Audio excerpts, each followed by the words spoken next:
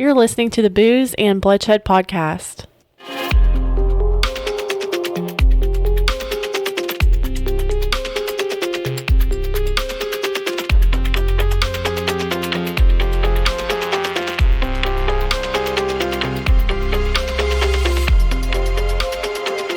Another episode of Booze and Bloodshed podcast. Hey everybody, I'm Leah. I'm Brandon. And we are so happy that y'all have chosen to join us this morning, afternoon, or evening, wherever you may be listening from. As always, we are here to dish and discuss all things boozy and bloody. True crime and/or horror movies will be our focus every week, along with an alcoholic beverage that we think will pair well with the subject of each episode. Today, we are going to be talking about the Axeman murders of New Orleans, which is an unsolved serial killer case. Of Nowlands. And in Goose Islands, Bourbon County. Imperial Stout. Bourbon barrel aged Imperial Stout. I'm excited about this one. Why? I don't know. I just am. We haven't done one in a little bit, so I'm excited. It's like last time we tried, I wasn't feeling that good. So we had to suspend that one. It's always something. Yes. It's always something. So we'll go but we're back. We are back. And it's a very interesting, and the beer, I'm excited about the beer part. Mm-hmm. I am too. Because I had this a few years ago. They come out with this variant every year. And I kind of like COVID. Pretty much, yeah. I like your analogy. True though. Very true. Yeah. So they come out with this variant every year. Somebody's calling me. I don't know that number. You're so popular. I haven't gotten it the past few times, but we got it this time. And the last time I had it, it seriously back then tasted like a bourbon barrel aged chocolate milk. It was so smooth. It sounds gross, but it was so good. So we're going to do this. This is a Bourbon County. Let's say Bourbon County. The fuck does that even say? Oh. Brand Stout. Oh my God. It's dark. You over need here. reading glasses. It's so dark. bad. Yeah, that's what it is. So the website says our goal each and every year is to uphold the integrity of Greg Hill's recipe to make the best Bourbon County Stout possible.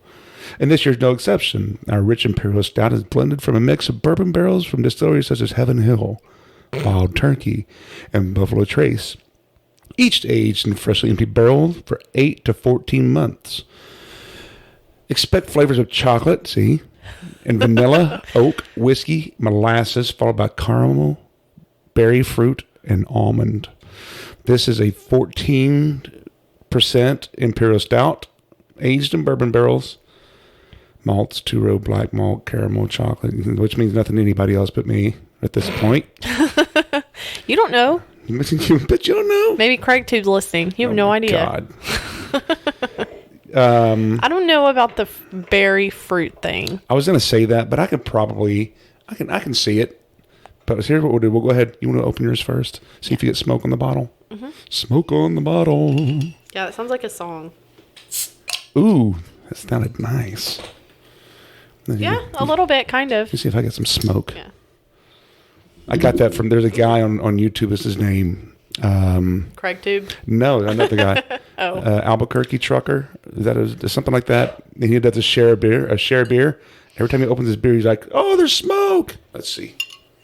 I mean, I've always noticed it, but I never really thought anything about it until you brought it up. Ooh, that was a good one. No, not much smoke and no. Yours is way down there, and the mic picked it up. I have mine right next to the mic and couldn't hear it. I heard it. Hurt my feelings. All right, let's give it a pour. Ooh, that's a good one. Man, that looks so nice and thick. Okay, I'm only going to do that much for right now. Oh my gosh, it makes my mouth water looking at that. It's really thick. There we go. I'm doing mine now. And that's almost kind of rare to find in a beer anymore, something that pours thick. Most stouts I drink aren't like that. I'm going for it. Oh, I know it. I'm the one that has to carry the case. I have to be a little bit more sober. Oh my God, the smell made my mouth water too. The aroma. It smells really good. I can really smell does. it from way down here. I mean, straight up front, chocolate, vanilla, and oak, and whiskey. Straight up. And it does smell like almonds. It smells like, it smells like nuts. I'm pretty sure, like, by the end of this podcast, we're either going to be boring, I should say, or drunk. Well, here, I will tell you what's going to happen. I'm going to be slurring a whole lot, and Brandon's going to be asleep. That's not true. You know what happens is once we do a podcast and we start drinking, I get like, I don't have much to say. I just kind of sit there. Well, so when Leah's talking a lot, it's me just kind of sitting back going, oh, okay.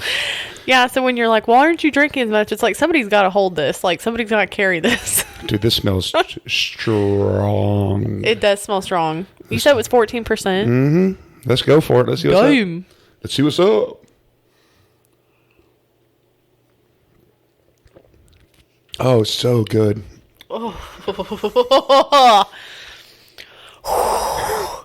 That is straight up chocolate, vanilla, oak, whiskey, molasses. Oh, my God. Caramel, almond. I don't get... Okay, a very, very slight. Is one of these bottles meant for one person? I mean, I don't know. I got 4 of them. Well, we're only going to drink one each, I think. Oh, my gosh. It's really... Oh, my God. I almost can't even believe how good and how strong that is at the same time. It's very rich. That is strong. It's very rich, very complex. It's got a good sniff, a good aroma. Man, this is good. Like, and it was only aged this year. It says 8 to 14 years, or 14 years, 8 to 14 months. What the hell? Oh. It says it says on the tag on the bottle, it says develops in the bottle up to 5 years. That is crazy. So you could keep this for 5 years and it would just get like stronger and stronger. Yeah, well, typically higher alcohol beers like that, you can do that. You can cellar them for a while. That I didn't know that after you bottled them. I know that sounds kind of stupid, but I really didn't know that with beer. So this is Goose Island is the brewery. Then this, I mean, for me, for a barrel-aged Imperial Stout, this is a 10. Oh my God, this is really good. One of the best ones I've had. And Goose Island, who do they sell to? I think they sold to AB, Anheuser-Busch. I do have a question. What do you think this tag is about on the side of it? It's just a tag for, identification. Makes it stick out some. I know, but like I've never seen that on a beer. Yeah, they started doing that a couple of years ago. They did, or like breweries in general? I'm not sure, but Goose Island in general did that a few years ago. Oh. That's cool. I've never seen that. I can't remember who bought them, but yeah, Goose Island sold out to the big boys. But the beer's still good, so it doesn't matter. I will say, I keep talking about this tag. Man. I will say, I kind of like how they've done this as a... God damn. Sorry. I'm trying to talk and you're over here like fucking burping. Well, I was just... Sorry. Motherfucker, you know I hate that. I do... Yeah, it's real complex. Can you fucking stop? I really like... You better not fucking do it. I'm getting a drink. I really like that they have like the primary thing about the beer on the neck of the bottle as opposed to like all the way around like the base of it. Yeah, it's a fancy one. It's so fancy. It is cool. I really like this bottle a lot. Yeah, I appreciate that. The beer is... It is really good. One of my top Bourbon Barrel Imperial Stouts out there. Do you think it reminds you of anything else? Like if you were to compare it to something? No. I mean, Martin House had one called Acheron. Is it Acheron? Acheron. Bourbon Barrel Aged Imperial Stout. It's much like this. The Acheron is pretty damn competitive on this one. Acheron is amazing. You've been telling me about that one for a while. I don't think I've ever had that. Shit, it's so good. And then Deep Ellum had one. I don't know what the name of that one was. I forgot. But Deep Ellum had one that was pretty close too. And then Deep Ellum had a bourbon barrel aged barley wine one time. God almighty, that was so good. But that was years ago too. So that was back in the day. This is one that I would almost say that the more room temperature it gets, the better it's going to taste because it brings out more of those notes the longer it sits here. And when you... Shit, I'm halfway through. When you got these today, were they refrigerated? Nope. Oh, I was about to say, I mean, it didn't refrigerate very cold. They had them sitting out on the shelf and there was... Yeah. By the time I got there, half of them had already been gone. There's other variants of it. But this is just a bourbon barrel aged. Let's see what the other variants are this year. One of them is like a Coca-Cola. I mean, a Coke or cola. There it is. So there's the Goose Island Bourbon County, which is the stout. There's one in Cherrywood Stout, aged in Cherrywood. Then Reserve, I guess it's 100. I don't know what that is. And then they have a lot of these. This Toasted Barrel Stout, Brand Blanton Stout, and then whatever. There's a cola one though somewhere. Where did you get this? The one down the street? Of course.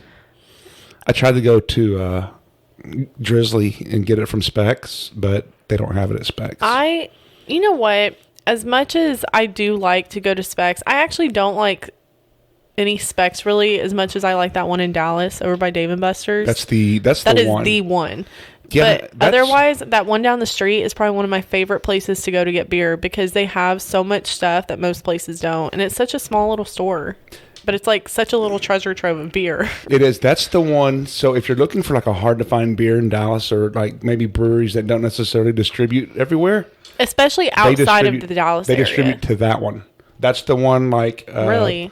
Live Oak would distribute to. I don't know if they do it now, but that's the only store they would deliver to in Dallas. That's so random because it's just so out of the way. For us, it's not really for everybody else. It's not out of the way for us. I mean, it's just down the street. What were you saying is out of the way? You said it's so out of the way. Well, like for Live Oak to be distributing. No, it's out of the way for them to like be distributing clear out here. Yeah, that's the only store they delivered to. That's what I meant. Not like it's out of the way for you to go get it. And I think they stopped, and then I think they started again. Who knows? But yeah. I don't know if Martin House is releasing an Acheron. We should, if they do, we need to. What's wrong? My God, it's giving me chills. We need to get Acheron and try that one. That's such a good beer. Do they still make it? Mm-hmm. Yeah, it's seasonal as well. And knowing Martin House, they probably have like 20 different versions. and yeah, right. And then Deep Ellum, before they sold to the corporates, I'm going to say the corporates because I can't remember the name of the company, the vodka company. When it was John Reardon, when he owned Deep Ellum, they had a bourbon barrel aged stout. It was phenomenal. And then it's just not the same. So I'm hoping Lead Belly is it Lead Belly? Yes. Yeah, I'm excited about that. I hope that's going to be a good brewery, kind of back of the old days of Deep Ellum, but it won't ever be the same like it used to be. Anyway, this beer that we're talking about is Goose Island Bourbon County Stout, 14% alcohol. And for me, again, it's a 10 out of 10. It's an amazing beer. It is a little on the bitter side, but it's really good. It's very nice. I do think it's really good. Again, like I said a couple podcasts ago, personal preference, I would like it to be drier. It's a little sweet for me. Do you have a favorite when it comes to the stout style or anything like that?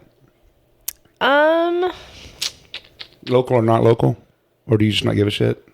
I do like that one from Siren Rock. I feel like we plug Siren Rock all the time, but their milk stout's really good. I also like that one that we just did, that New Holland stout. That Dragon's Milk. Oh, yeah. That one's good, too. That's a little bit dry, so I like that. The one, I used to really be into the sweet thing, and when we would go to breweries when we first started drinking together, I used to like that sweet stuff because I wasn't really a beer drinker, and I didn't acclimate my palate very well at that time. But now I'm like, ugh, I like drier stuff. This is a little bitter, and it's also a little sweeter. This is not a dry beer. This isn't a dry stout at all. And this is another thing we talk about all the time. For what it is, I think it's really good. This beer? Yes. Oh, it's amazing. Yeah, well, for me. Yes, well, I think it's really good too for what it is. Even though it's not my personal preference for a stout, I think they did a really good job on this one. I think it tastes exactly like what they're wanting it to taste like, and I think the alcohol on it, it's not hot. It's not hot. For 14%, yeah. There's no burning alcohol in there, which is the scary part. I know. Because, I mean, if it wasn't for that bitterness in there, it would be slammable, easy. Yeah, because it does. I mean, you can kind of taste that it's high alcohol, but not that burn. 14%, I would think that was like a 10%. Yeah, agree. Yeah, I wouldn't think it's as high as it is. Yeah, so for that could be dangerous. Typical 14% beers or Imperial Stouts do you have that alcohol burn? Acheron doesn't have that burn.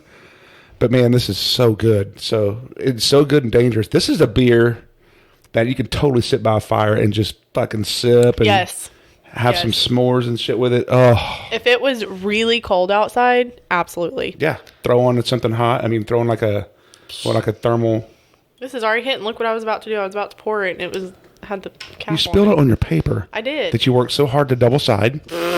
Not that one. Oh, you didn't double side that one. No. Yeah, so I can imagine 45, 50 degrees outside with a fire with a hoodie on, drinking one of these. Oh, like that snowstorm last year. When you downed 5 Big Bad Baptists. Perfect for this. How many of those did you drink? I drank both of the Big Bad Baptist. Oh, there was 2. I thought there was 3. Maybe there was 3 in the whatever it was. I drank them all. And I think I had one. Well, and Big Bad Baptist just came out with new variants too. Yes. Damn it! I almost bought them. Yes. Well, I just bought one. Oh yeah. I wonder if that's. I doubt that's 14% though. We keep going talking about other stuff. Anyway, that's Bourbon County Stout. We're going to keep drinking this while we talk about the Axeman. That's strong. It is Anytime strong. you hear us go, it means it is fucking strong or bad beer.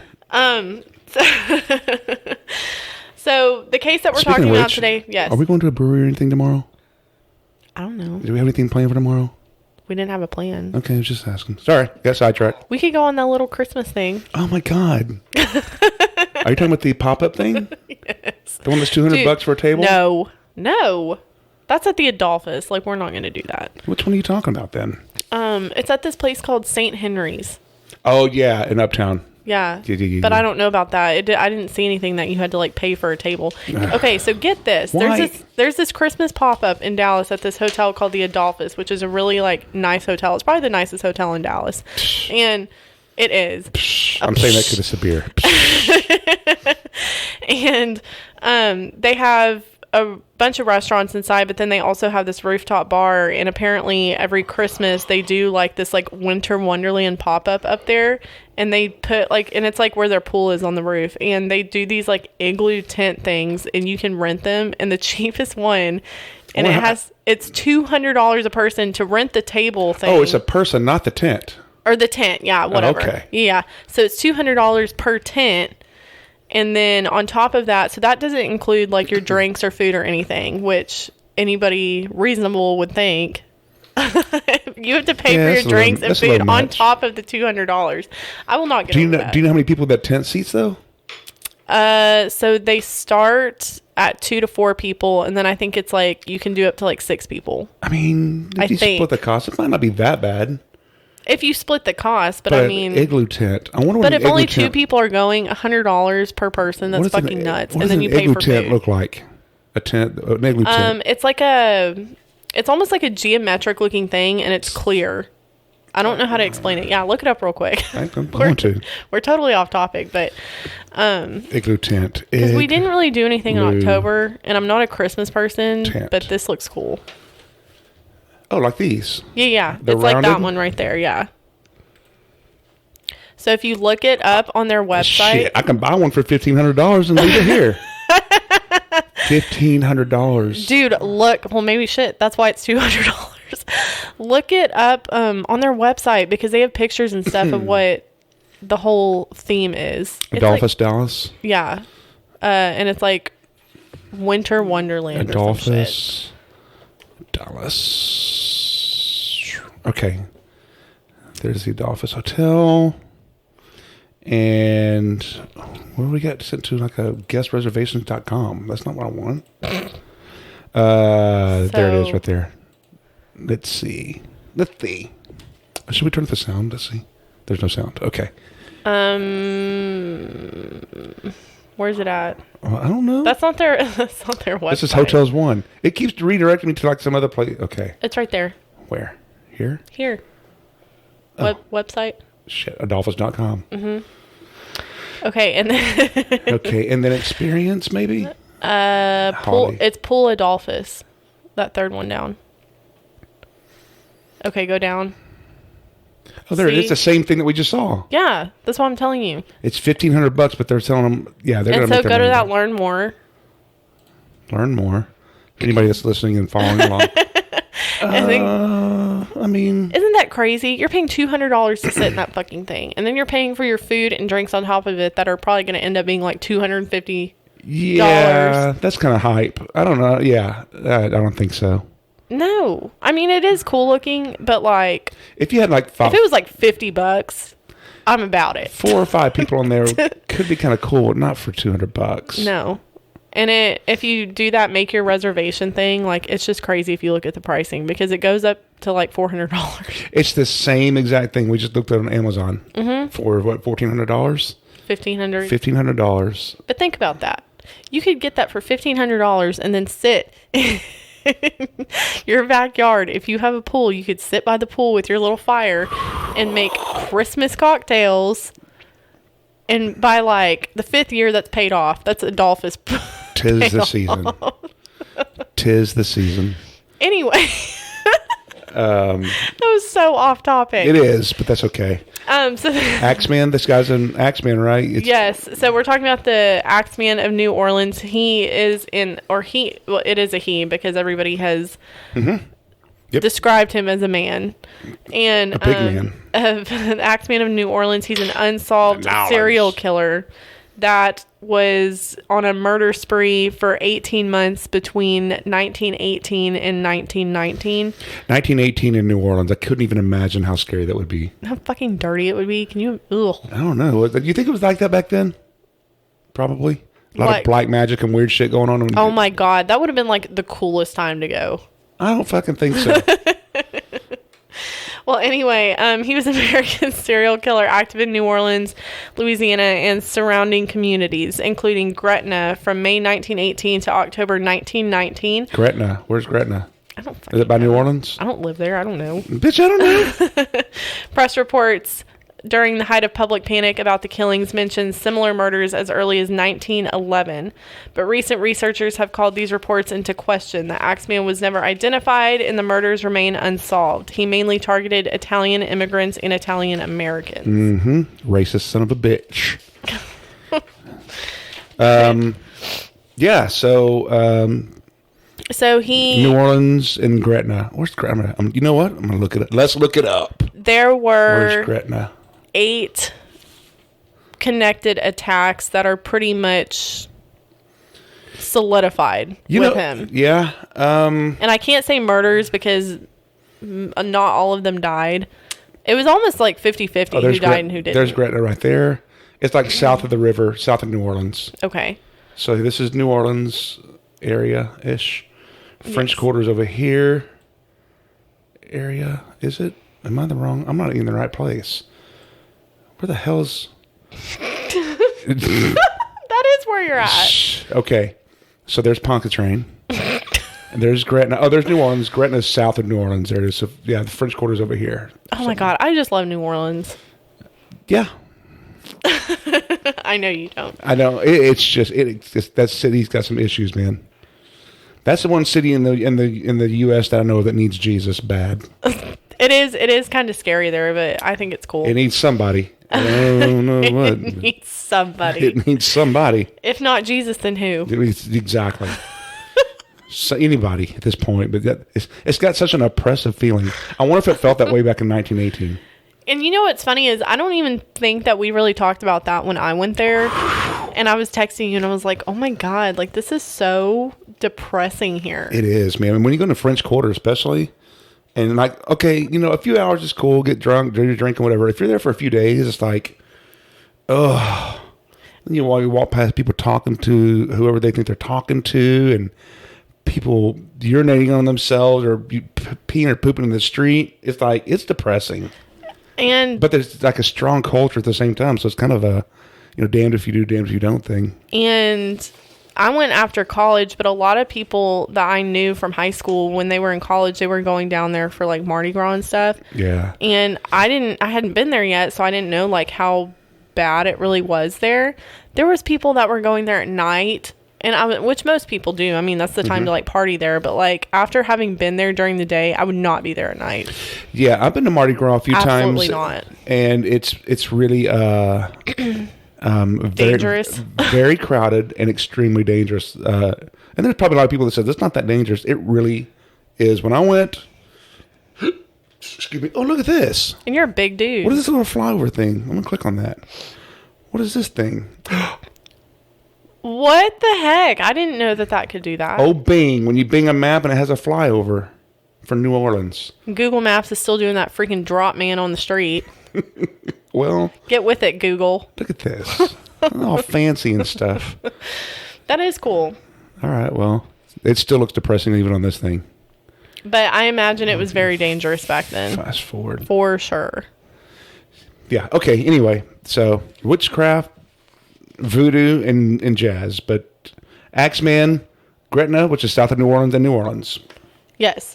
So, he had 8 attacks. Some of them involved multiple people. Actually, a lot of them involved multiple people.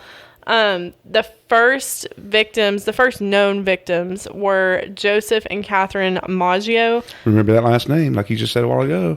They're Italian. It's an Italian last name. Yes, most of them are Italian last name. Italiano. The couple were hacked to death in their home that was adjacent to their grocery store that they owned. Their throats were slit and both suffered wounds to the head from an axe. So here's the weird thing about this fucker is he didn't carry his own weapon. He borrowed the weapon that he found on site. Yeah, at like everybody's house. And they kept talking about how he was doing that. And they were like, it was a common thing in the home. Did like everybody everybody had an axe or two at the house? And it's like, how readily available was this freaking axe that he could get in your house and then just like immediately kill you with it? Like, was it just sitting next to the door? Right. Like their collection of axes, and the one's in the shed, one's in the kitchen, but it's like he found an axe and a razor, right? Like my dad has an axe, but it's like in the closet in our garage behind like a water tank. Pretty sure we're not cutting down our own firewood right now either, but even still. In like the middle of the city, I just thought that was so weird that they were like, it was a readily available weapon in everybody's home. Everybody had an axe.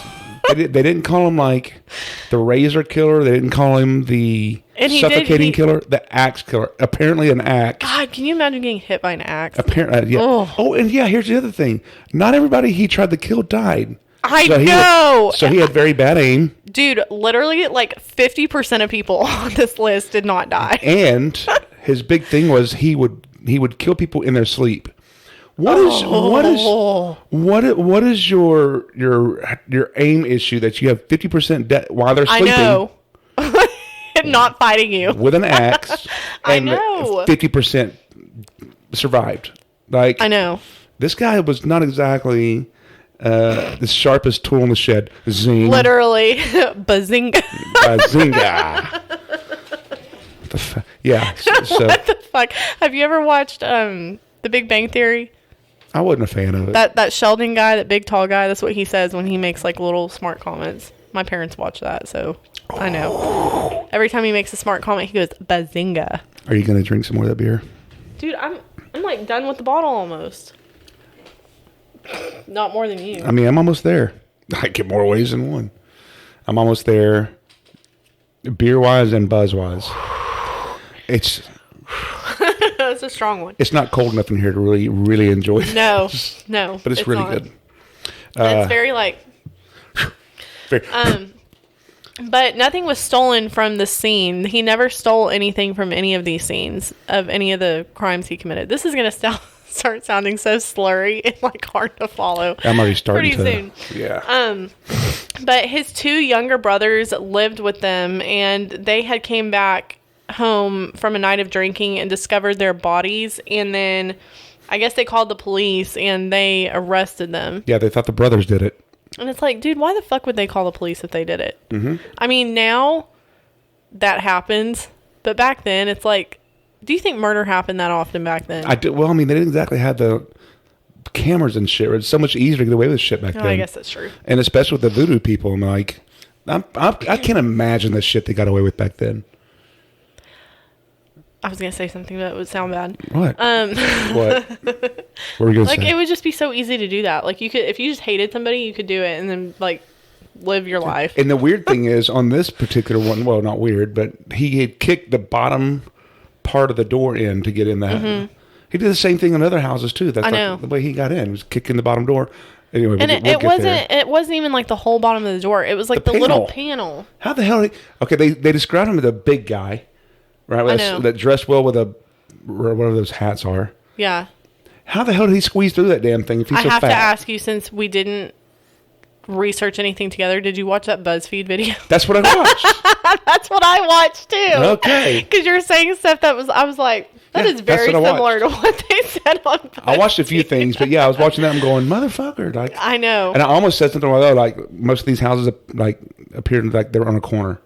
Remember that on the BuzzFeed thing? Yeah, I watched the BuzzFeed thing. But it was I was watching it during work too, so I had to hurry. So that's what you did? You watched the BuzzFeed thing? Yes, that's what I was doing when I was texting you today. And doing this. But that was his first pretty much confirmed murder. That happened on May 23rd, 1918.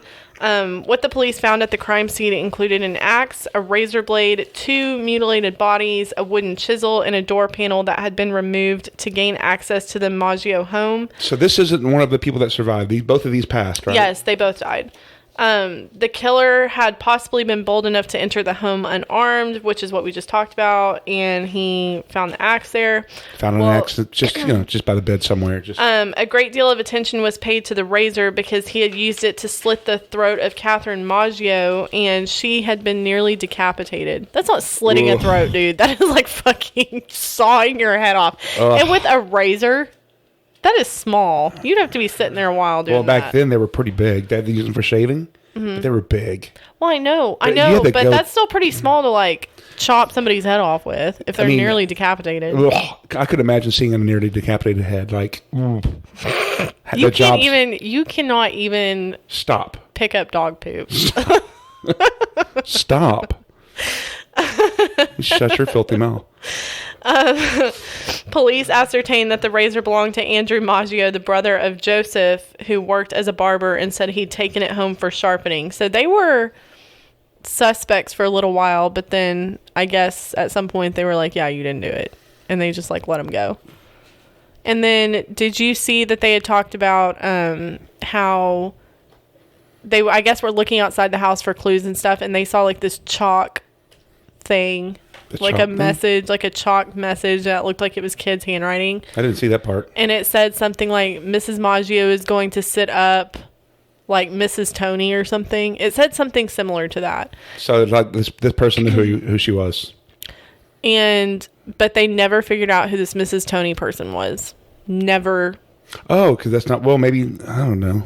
Never figured it out. So they really didn't crack that clue. This was just and they had fingerprinting back then, but it wasn't like a widely used thing. So they just like didn't do anything. Yeah. But then what's weird is like he'll have like these really close together murders, and then like he'll go like months and not do anything. It's really strange. But the next pair of people that he attacked were Anna Lowe and her lover Louis Bessemer. How far apart they were from the first one? Almost a little over a month. Okay. That happened on June 27th, 1918. And this is a weird one. We're going to talk about their case again at the end. But they were discovered by a baker in the area making morning deliveries. Delivering some bread. Yeah. Oh, shit. Oh, shit. Here, Mrs. Here, Miss. Is it Bessemer that was found by the baker? Anna Lowe and Louis Bessemer. Yeah. Here, Mrs. Bessemer. Oh, shit. His name is... And Leah's thing for everything is oh shit. Hey, look at this. Back in 1918... the population of New Orleans was probably about 150,000, somewhere in there. I mean, back then, that's a lot of people. Is it, though? I mean, not really. Yeah, kind of. It's definitely a different picture than 383,000. I mean, it's like the size of Rockwall. Oh, look at that. That's okay. So back in 2020, the population's doubled from 1918. How weird is that? That's. It seems like there's a lot more people. I'm getting sidetracked. I'm trying to think of how many people were in the area at that time. Back in 1918, no cameras. There's not that many people there. Right? They were squashed together, but like everybody's asleep. You could do anything, and he did. Well, and another thing is, I wonder if the locks were any. I know, like, locks are locks, and they probably haven't advanced that much. In the door. But like, well, I guess that's true. That's true. I didn't really think about that. This is. This beer is strong. It is strong. Ooh. But they were discovered by that baker making morning deliveries. His name is John Zanka. Lewis survived while Anna died 7 weeks later from her injuries. She had told the police that a large white man with a hatchet had attacked them. Again, a bottom panel of their door was missing, and an axe was found at the scene. Okay, so why are you leaving it? I mean, I guess you can because they leaving what? The axe. Oh, he's leaving all the murder weapons behind. But I guess, and I didn't think about this before, but they didn't fingerprint. I mean, what the fuck were they going to do? There's so much stuff they could have gotten away with. You could just leave all your shit. You could leave your hair. Yeah. Like it was so easy. I mean, they're not going to know. And then after that, the next murder, the third one was, or the next attempted murder was Anna Schneider. She was 8 months pregnant. Schneider does not sound Italian. No, I don't think she was. But she was 8 months pregnant and she survived. Baby and that survived. Happened August 5th, 1918. Can you imagine? Oh, yeah. She gave birth a week after this happened. Yeah. Like, yeah, what super the mom. fuck? Super mom and super baby. They survived. Why are you laughing? Is it that shit hitting hard, huh? No. Damn, bro. I'll tell you later. Go ahead and tell me now. You're very BuzzFeedy about this. Very what? BuzzFeedy? Am I? Yeah. No. I'm just saying, I do remember them saying, like, the baby was born 1 week after the mom. I know. That's crazy. Like, I mean, you almost died, and then you get birth. In a really fucking bad way. In 1918, they probably didn't have much anesthesia. No. So your ass almost got killed, and you're squeezing something out. Like, think about this. This is 6 years after Titanic. Right. So that means nothing to this, really. It's just like, that was just a long time ago. Can you imagine? I mean, this was 103 years ago. That was a long fucking time ago. I mean, kind of, maybe. What? The fuck are you saying? Her husband had discovered her in the afternoon at their home. She had survived the attack and was rushed to Charity Hospital where she was treated for her injuries. And then, like Brandon said, she gave birth to her baby the next week. See? The next week. So, like, you're still pretty fucked up. Yeah, exactly. I mean, goddamn. So, not only are you, like, hurting down there, you have, like, a freaking gaping head wound or That's something. what I was saying. Like, they didn't have anesthesia, I don't think, back then. So, it's like, almost got killed, natural childbirth a week later. I think the only thing they had back then was, like, nitrous. They did have that back then because that was, I think they had that like during the Civil War. As you're talking, I'm looking at pictures on the computer of New Orleans back in 1918. And I mean, yeah, like look at even just like the fashion back then, how different it is from now. Look at this. Like that was just so long ago. You know what that is? Yeah. I'm shocked. Yeah. Oh, look, they still run these things on exactly the same path. Yeah, I know. I saw this while we were down there, and I was like, oh, my God, that'd be so fun. The St. Charles, whatever, trolley. And it's the same exact ones, too. Is it really? Mm-hmm. Yeah. Okay. I want to go down there so bad again. I love it there. So anyway, then the fourth victim was Joseph Romano. This happened on August 10th, 1918, 5 days after he attacked Anna Schneider, who was the pregnant woman. And he was like hitting all these different spots of southern New Orleans. He wasn't like in a concentrated area. Yeah, which is even scarier because like you didn't know where he was going to end up. I mean, if it was like in one area, you could be like, oh, well, I live over here. But no, he was going like everywhere. Yeah, this guy was 80, you said, right? Yes, 80 years old. He was 80 years old. His nieces, Pauline and Mary, found him after they heard him struggling in his bedroom. His head was bashed in, and the girls saw the attacker flee from the scene. The girls described the assailant as, quote, dark, tall, heavy set, wearing a dark suit and a black slouch hat. Didn't he die like 3 days later or something like that? 2 days later. So... You have to think, though, like, if you get attacked with a freaking axe and you live for even just 2 days, like, you're kind of a badass because, like... That's so painful, though. And he was 80. I mean, that's a pretty bad kind of attack. And, like, if you can live even hours after that, that's, like, insane to me, especially back then. That would suck to have to be in that much pain for that many days. But, yeah, 80 is pretty old. After that, and it's just, like, you're attacking a pregnant woman, and then you go... attack an 80-year-old man. Like, so I know you're there's a freaking puss. I know there's damn, you okay? Damn, you okay? No, I've had too much of this beer. Well, you hadn't even had half of it yet. Yes, I have. I'm almost done with the whole bottle. Are you? That's it. There's nothing left in here. Are you? Look at my glass. I said, bitch. And I said, bitch. And I know we'll get to the conspiracy part of all this and later, but it's just with all the yes, this is BuzzFeed again, so shut up. With all the names being Italian, it does make you wonder if it's like a mafia connection somehow or another. However, Schneider doesn't sound Italian.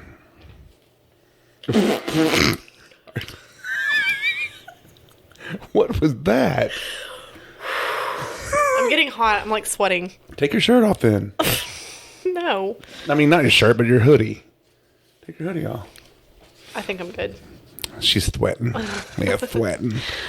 So the fifth murder happened. It was how the fuck do you say this? The Cortimiglia. Yeah. Family. The wife, Rose, awoke to her husband in a fight with the Axeman. This sounds like the Axeman. This sounds like a fucking Marvel character. And once again, where did he find the fucking axe? And how did he know these people had one? That's exactly what I thought when I was researching this. I was so like, strange. What if he gets in there and they have nothing? And he's just like, does he go for spoons? Spoons are next. A spoon man. Or I guess if they have like a razor, I don't freaking know. But I wonder. This is the one that had 2 people, right? Well, yeah, a couple of them had 2 people. No. Well, no, this had 3 people. No. I mean, like they woke up and saw 2 people in the room, not just one. Is this the one? No. It's not. It's the very last pair. Oh, I thought this was the last pair. No. My bad. But yeah, that's exactly what I thought. It's like. You go into these houses, you have no idea what's inside the house. Like, but yeah, but he up here. What if you break in? What if you break in there? And there's nothing. Do you just like crawl back out? Axes. Do you just crawl back out through the hole? So anyway, Charles, the husband, was severely injured during this fight, but he did survive. Rose and her husband both lived through the attack on their family. However, their infant daughter Mary did not. That is so sad. So sad. That is so terrible. There was... At this point, everybody's freaking the fuck out in the city. Yes. Because now word's out. They're like talking about it in newspapers and stuff. Well, and the fact that like even kids are now becoming victims of this. I mean, he attacked a pregnant woman. So, I mean, there's a baby involved in there. I mean, she was 8 months pregnant. That was almost a full-term baby. And then this infant died. It's like... it's like... Even kids aren't safe. Women, kids, men, nobody's safe. Hide your kids, hide your wife. That's what's so scary about that, though. And I think that's why a lot of people really did freak out about it, because they just assumed, like, we're all at risk here. That attack on the Cormiglia family, that did happen March the 10th, 1919. So between August 10th, 1918, and then that was his next attack, that was, like, a huge gap of time. And it's like, if you've already... like attacked 5 different people or 5 different instances, like why did you wait that long? You know what I mean? I mean, that's like 7 months. 6 or 7 months. So between the break of his 5th and 6th attack, he did write... rapist in Lincoln Park. He's climbing in your windows. He's snatching your people up, trying to rape them. So y'all need to hide your kids, hide your wife, and hide your husband because they raping everybody out here. I remember when that came out, and I think I was in high school when that happened. Shit. That was so freaking funny. Yeah. he did write a letter He's warning. climbing in your window. Oh my He's God. snatching your people up, trying to rape them. So y'all need to hide your kids, hide your wife, hide your kids, hide your wife, hide your kids, hide your wife, and hide your husband, because they raping everybody out here. You don't have to come and confess. We're looking for you. We gon' find you. Do you think that's one of those fake interviews? I don't know, man. That came out the day I turned 15. Yeah. Why would you say that? God. That ages me a little bit. That was a while ago. That ages you? That was like 11 years ago. When you were 15? And I was, older? Old. Yeah. Dad old. Hide your kids, hide your wife. The Axeman killing everybody out here. He had written a letter warning the New Orleans public of his arrival into the city on a Tuesday night. And he talked to him about himself being like some fucking weird spiritual thing that's over the city. It was weird. This is like very Bizarre. pre-BTK, and I almost wonder, and BTK happened like much later in the night, or in the... Did we do one over BTK yet? No, but... Okay, I'm about to say, because I don't remember that one. We haven't even watched a documentary about BTK. He's a sick motherfucker. So he did something like this too?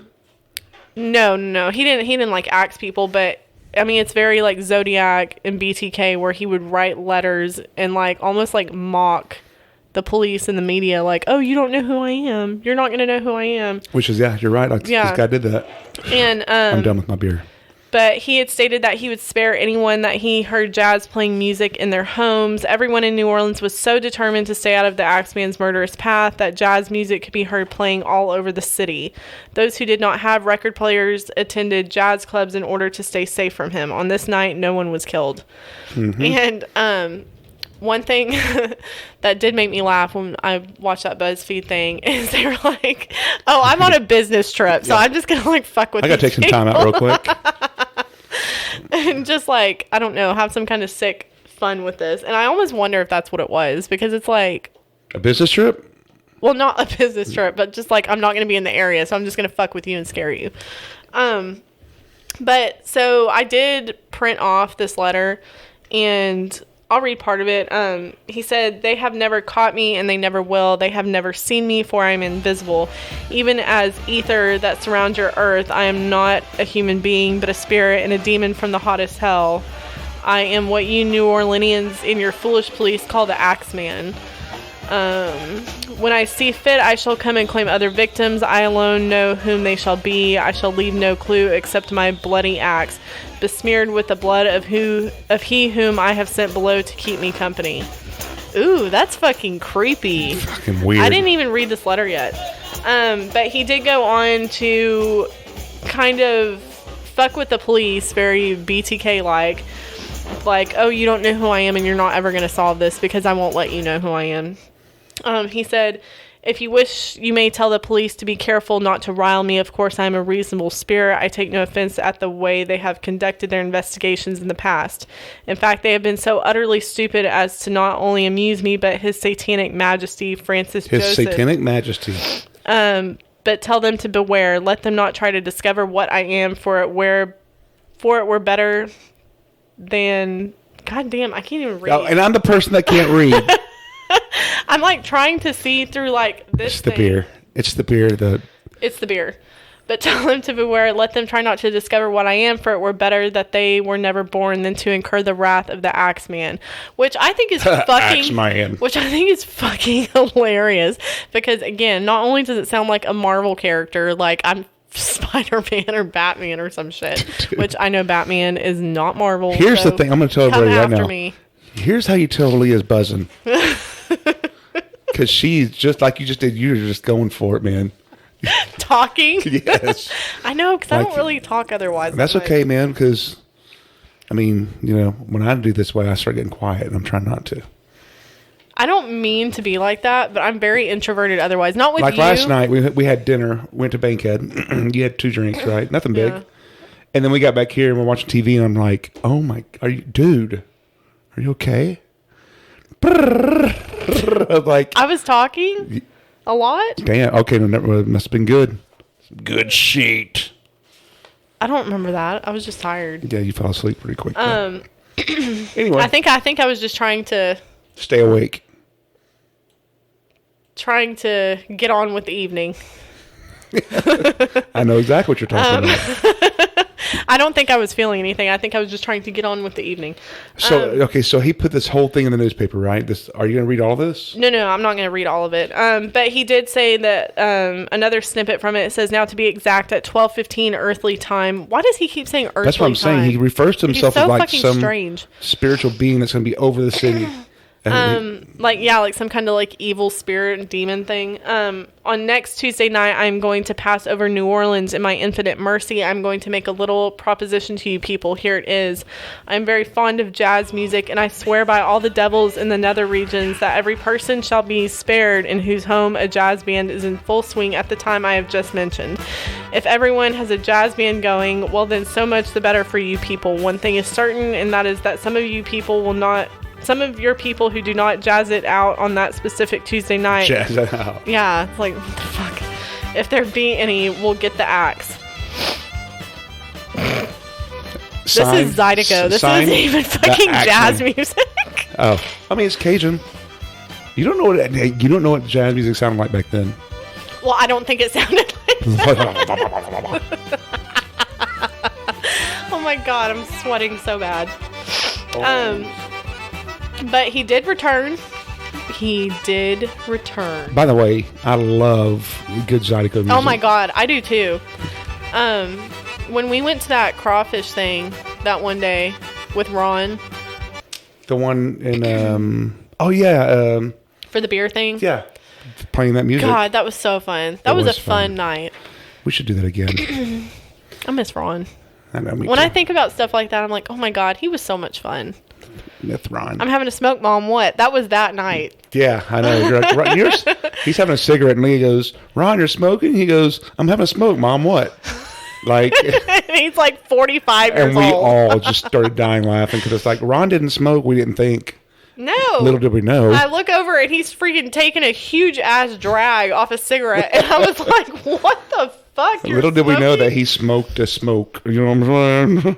It probably wasn't even a cigarette, knowing Ron. This is old school jazz music, apparently.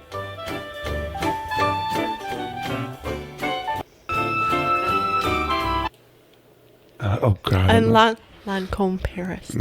Paris. Okay, so yeah, so he wrote that, New Orleans. Talking like he was. I know. I need to go back to the Zydeco music. We'll play the Zydeco music on the outro. But anyway, after that letter, apparently nobody died that night. But then he did resume his killing. So the previous murder happened March the 10th, 1919. He did not resurface to, allegedly did not resurface to kill again or attack again until August 10th, 1919. So March to August, that's a pretty significant period of time. Wait, what page are we on? Well, I'm on the first page. Oh, okay. Dates. Get the timeline. And he attacked a man named Steve Boca. Boca, Italian. Boca was awakened by a man next to his bed with an axe, but managed to survive the attack. He was struck in the head, but he did manage to make it to a friend's home, who then called the police to report the incident. So he survived. Yes. This is one of the 50% of the shitty aim. Yes. He never regained his memory, though, after the attack, so, you know. Yeah, they were asking him about it, and he couldn't remember. Yeah, that just, doesn't even help anybody. So it's like, thanks, Steve. Thank you, old Steve. That happened August 10th, 1919 again. So September 3rd, 1919, less than a month later, he did attack Sarah Lawman, who was a 19-year-old, and he did break into her house. And allegedly the suspect entered her home through an open window. She was knocked unconscious, and when she came to, was not able to recall details of the ordeal. She had memory loss too. I don't understand, dude, somebody hit you in the fucking head with an axe. No, I'm saying, I don't understand, these people, how are they surviving this? Getting hit by an axe in the fucking head. How are they living through this? I don't know, but it can't not feel good. I'm so confused by this whole entire thing. Most people in these situations live through this shit. And they, got hit in the head with an axe. Oh my God. I just can't even understand this. It would not feel good. But isn't that nuts to you? Yeah. I mean, it's nuts to me that half these people survived. Seriously, I can't get over it. I saw that BuzzFeed thing. Half the people survived when he hit them in their sleep. That blows my mind. That blows my mind. Usually, I mean, you're a sharp axe. You can get it. Well, and especially... You get it pretty good the first time. And especially like that Sarah Lawman and Steve Boca, it does not mention that anybody is living in the house with them. Like, they're living in the house by themselves. And it's like, why aren't they dead? You know what I mean? Yeah. I mean, he must not have been swinging It's not like very there hard. was, like, when it happened, it's not like there was anybody to, like, jump up and stop you. It was just them. The first person, he sawed her head halfway off. This one, he hit him in the head and survived. With an axe. It's just very... With an axe. Very strange to me. God. And then his allegedly victims were Esther and Mike Pepitone, or Pepitone, whatever. Pepperoni. Esther and Mike Pepperoni. But Pepitone, that sounds like so like Sopranos. It does sound Sopranos. We're gonna watch Sopranos tonight. We always watch Sopranos. We always watch Sopranos. You like the Sopranos, whatever. Are we buzzing a little bit? Yes, 100%. That's. So if we ever get... By the way, this beer is really good, but towards the end, as it warmed up too much, it's getting very... If we ever end up getting like merch or something, I'm gonna get a shirt we're that totally says getting merch. a shirt that says 100%, and oh shit, and then you're gonna get a sniff, a little sniff, a little sniff hat. a little sniff, and people will be like, "What is a little sniff?" 100%. Oh shit, a little sniff. Maybe we should have gotten some merchandise for our fans. Oh my god, the millions of fans to buy. There's probably literally like one person listening to it, and it's Jeff. You know what? I think we did that not BuzzFeed. The what is this thing right here? God, I'm like dying. Take off the hoodie then. Not taking it off. The Spotify thing. We can see how many streams we've had. I think we've had about 1 million streams. I'm joking. I was about to say, what? I was about to get so excited. That's not even funny. Big. Oh, shit. Okay, so Esther and Mike Pepperoni. Yeah, so the last victims were Esther and Mike Pepitone, whatever their names are. Mm-hmm. And Esther was woken up around 1 o'clock a.m. to her husband screaming, so she ran into their bedroom.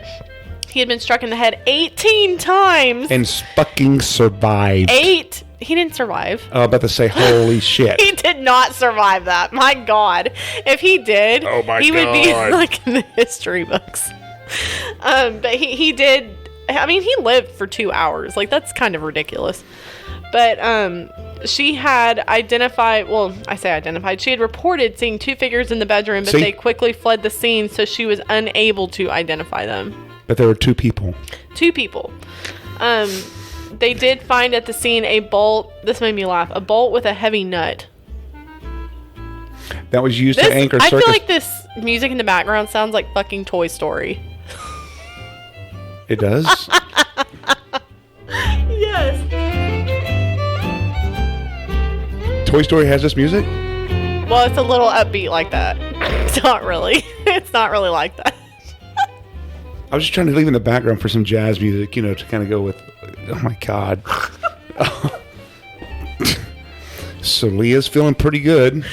Oh my God. I think this is the first podcast we've done where I've actually really felt something. Wrapping up here though. So yes, time. Well, we still have to go through the conspiracy. Oh shit. Shit.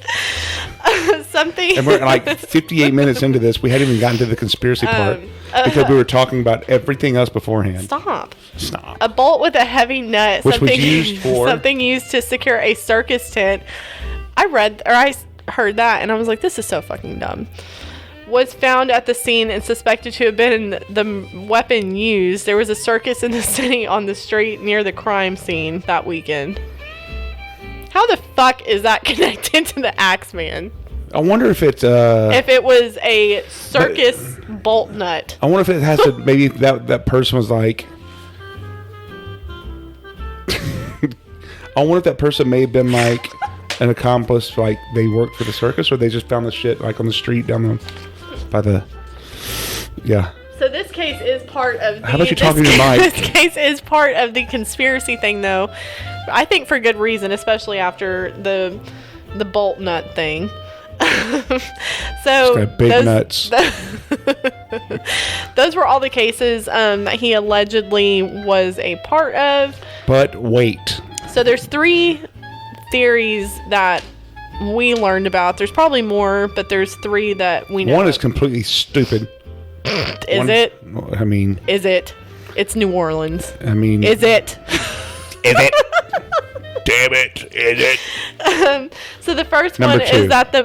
I know which one you're talking just in case you were wondering, I think it's number 2. The other 2 are like kind of legitimate. The second one is stupid as shit. I mean, those people in New Orleans think this kind of shit's real. Dude, I know. I kind of think it's real. The first one You is think that... somebody... Oh, well, when we get there. Stop. No.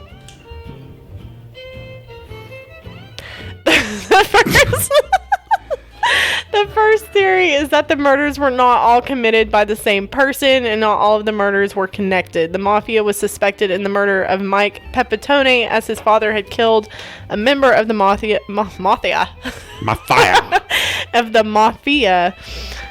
in the past, and Louis Bessemer had been charged with his lover Anna's murder. Police had found letters that Bessemer had written in Yiddish and Russian, which implicated him as a Russian spy and alleged connections with the Kaiser. He ended up being acquitted, and the attack was eventually included in the Axeman case. That's number 1. What's number 2? So the second theory is that some people, I think it's hilarious that it's some people, like there's more than one person that think this. Mm-hmm. Also believe that the Axeman could be a supernatural killer, given that That's what I'm talking about right there. What the hell was that? That's what I'm talking about right there. That's the real one. Oh my god, that just hurt my ears. Given that Turn your shit down. I don't know what to say. Like... Oh my god, what the hell was that? Oh. Given that he was entering homes through tiny entrances, but when witnesses would report, they would describe him as a large man. Okay. I can't say that that's legitimate, but like, how was he entering through those large things, but then people would see him and he was gigantic? Under the door. Small. In the house big. Like Santa Claus. Or maybe he reached his arm up through that thing and unlocked the door and walked in. Why is that not real? No, I'm saying maybe he did that, and that's how it was, like, real. He's not a phantom. And you just got finished saying, I think, like, I believe some of this, too. You think that's real? No. I think number 3 is the one. I feel like this is, like, the most peppy music for what we're talking about. Why don't we turn it off, then? Fuck off. Go. I kind of liked it, though. Well, have you made fun of it? Fuck, it's done.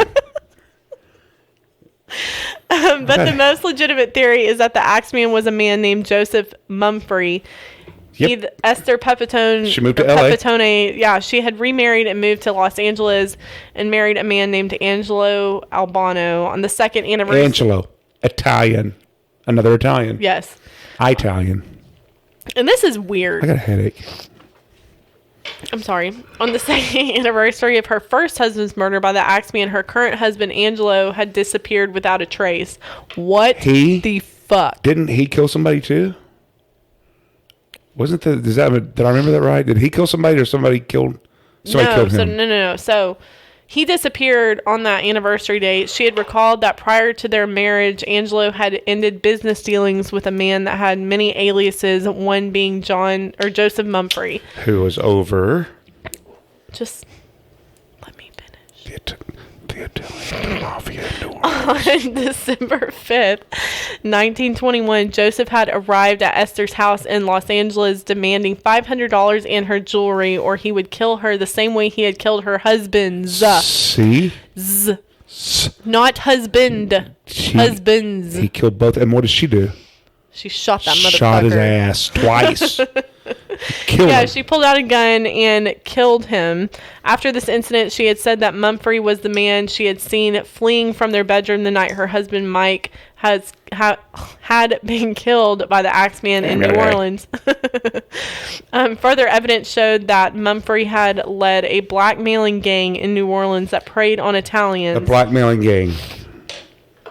I'm not going to say the BuzzFeed thing, but I'm just saying. But and like what they said, like, what the fuck is that? Ooh, I saw you. I mean, yeah, is that what it is? Like, I saw you do something. They're the that Karens back. They're the Karens of 1918. We saw you. Gangs back then remind me of like. They smoked cigars and tell on each other. What was that? What was that? Have you never seen like? I'll tell you later. That was the strangest thing I've ever. Have you never seen like in musicals like gangs? They always like are like snapping. Yes. Oh okay, God. obviously not. So fuck it. Never mind. We're talking about murders, not musical. Well, anyway. Haven't you seen them in musicals where they're like snapping? I'm starting to slur some. Oh my God, I started slurring like 30 minutes ago. Listen, let's see if it happens. Listen. No, not the same. Further evidence showed that Mumphrey had led a blackmailing gang in New Orleans that preyed on Italians. Almost all of the Axeman victims were Italian. He had been in and out of prison the past 10 years, and his time release had coincided with the Axeman murders/attacks. I think that guy had something to do with it. I think number 3 is more accurate than 1 or 2. What you think? I don't know. I said, what you think? I would say 1 or 3. 1 makes sense too. Like, it was 2 like totally makes sense. the copycat thing kind of makes sense. Like, it was just more than one person doing it. I mean, once people hear stuff like that, they want to, copy it. So that could be legit too. But yeah, that was the case of the Axeman. That was probably so long and drawn out and painful for everybody. That's only an hour and a half, an hour and 6 minute podcast. But actually, the reason I picked this was because right, why? It is a plot point on American Horror Story Coven. American Horror Story Coven is based in New Orleans. It is about a coven of witches, and it is the best. One of the witches, like, she's the supreme, which is the head witch of the coven, has an affair with the Axeman.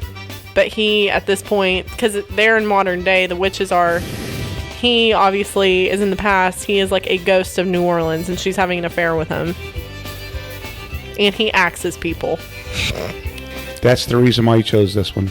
Well, yes, because I'd heard of the case. I knew what it was. I mean, I didn't know about this case until you said something about it. Watched the BuzzFeed thing, and I kind of understood it. It was a little bit weird. It is weird. But I thought it was interesting. I mean, I think I did a better job choosing the beer.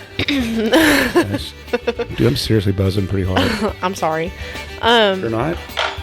Well, yes, but I'm mainly sweating more than anything. I told you to take the booty off. Beer makes, like, if I, like, get buzzy, I start sweating. I know. But, if I start getting buzzy. Buzzing, buddy. Buzzing, buddy. I forgot what I was going to say. I was going to say something. That's the axe murderer. The Axeman. Yeah. Yeah, we're totally, that's pretty much it. We're totally going out with some Zydeco after this. But, okay, yeah, so that was the Axeman murderer with the Goose Island Bourbon County Imperial Stout, barrel-aged. Yes. And we're going to try to stay more on top of podcasts. Life happens. Things happen. Fuck it is what it is. And it is what it is. We try hey. We try to stay on top of it. Things do happen. But I do have an idea for our next podcast. God damn. What's the next idea? Can you not tell me yet? I was thinking about Black Christmas. I got a beer for the next one too. What is it? I mean, I don't know, probably something from Martin House. Considering I have it in the refrigerator downstairs. The movie Black Christmas. Have I not seen that? No, you haven't seen it. Oh, obviously. Promise you. There's like 2 different versions of it. I promise you. And it is fucking weird, and you are going to hate it. Yeah. I would say it's like a C horror movie. Great. I can't wait to watch it. Really. I don't even like it. Oh, but we haven't done a movie yet that I don't like, so I think it'll be interesting for us to talk about like a really fucking stupid one. Maybe we should do Ron's Eggnog next. Yeah, Black Christmas and Ron's Eggnog, because we do this like every other week. Try to, yeah. Yeah, so it'll fall like probably the week before Christmas. Until we have to go out of town. Yes. Hey, maybe we should bring our shit and do a podcast remotely. Let's not. Or maybe we should do a live broadcast soon. We should. I do think we should do that. I gotta figure out how to set that up because we need a camera on you and a camera on me. Oh, and it's kind of like go to you when you talk. Like typically you can use like Google, whatever, but you're next to me. So how do you do that? I don't know. That was such a thinking out loud. Yeah, sorry. Anyway, we're back and we're leaving. An hour and 10-minute podcast. Yeah. Okay, well, make sure you follow us on Booze and Bloodshed on Instagram and Facebook. We still don't have Twitter. Give us I don't like Twitter. Give us some ideas at our Gmail, boozeandbloodshed@gmail.com. Mm-hmm. And feel free to send us ideas there. DM us on Instagram, Facebook, whatever, for movies, true crime, or a drink for us to try. All right. Well, I appreciate it. We